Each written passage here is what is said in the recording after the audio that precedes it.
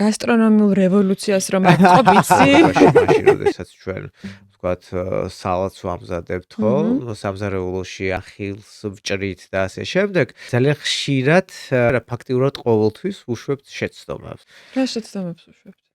მაგალითად არსებობს გარკვეული ბოსტნეული, რომელთანაც არ შეიძლება ლითონის შეხება. არ არის მითი, რომ საათის ფოთოლი დანით არ უნდა გავჭრათ. და აუცილებლად ხელით უნდა რა რეაქციაში ჟანგვაში ხო, ანუ ჟანგვითი რეაქციები ვითარდება მაგ დროს და ამ საათის ფურცელში არსებული გარკვეული ნივთიერებების იმ დონემდე დაჟანგვა ხდება, შემდგომში მიღების შემდგომ ორგანიზმი ვეღარ აითვისებს მას და ანუ ის სასარგებლო თვისებები რაც აქვს სალათის ფურცელს ამ შემთხვევაში ჩვენ ვერ მივიღებთ. იგივე არის მწვანილებზეც. ანუ მწვანილის დაჭრაც კი არ შეიძლება. ხო.